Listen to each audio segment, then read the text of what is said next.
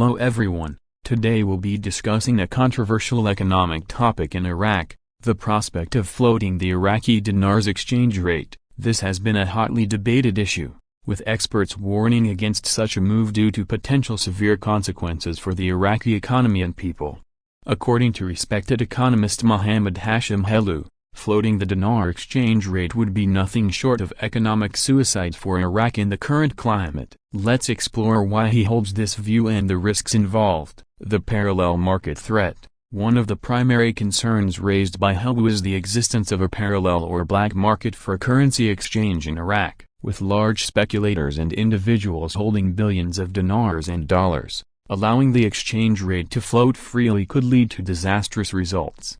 Helou warns that unleashing market forces in this environment, with unregulated players able to manipulate the rates, would likely cause a sharp decline in the value of the Iraqi dinar. This devaluation would be catastrophic for the average Iraqi citizen's purchasing power. The inflation nightmare. A plummeting dinar value isn't the only threat. Helou highlights the risk of hyperinflation as another devastating consequence of floating the exchange rate. As the dinar loses value against major currencies like the US dollar, the prices of imported goods and services would skyrocket in Iraq. This inflation spiral could quickly make basic necessities like food, medicine, and fuel unaffordable for large segments of the population, causing widespread economic hardship and social unrest. Iraq's economy is still recovering from years of conflict and instability, making it particularly vulnerable to inflationary shocks. The central bank's stance. Echoing Helou's warnings,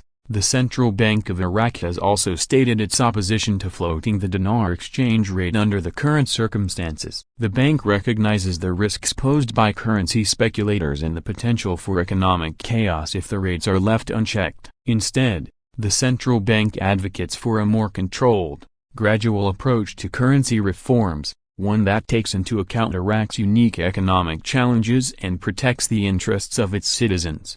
Lessons from history. Unfortunately, Iraq is not the first country to face such a dilemma regarding its currency. We can look to cautionary tales from nations like Zimbabwe and Venezuela, where uncontrolled inflation and currency devaluations led to economic collapse, shortages of basic goods, and immense suffering for the populace. These examples underscore the need for Iraqi policymakers to proceed with extreme caution and listen to the advice of seasoned economists like Helou, who understand the complexities and potential pitfalls involved in such a significant economic decision. Conclusion. In conclusion, while the idea of floating the Iraqi dinar's exchange rate may seem appealing from a free market perspective, the reality on the ground in Iraq suggests that such a move could have catastrophic consequences. Helou's stark warning of economic suicide should not be taken lightly. The Iraqi government and central bank must prioritize stability, gradual reforms, and protecting the purchasing power of its citizens. Rushing into a free float of the dinar could undo years of economic progress and plunge the nation into an inflationary spiral from which recovery would be extremely difficult. As this debate continues, it is crucial that Iraqi leaders heed the advice of respected economic voices like Helou and learn from the harsh lessons of other nations that have succumbed to unchecked currency devaluations and hyperinflation. The well-being of millions of Iraqi citizens hangs in the balance.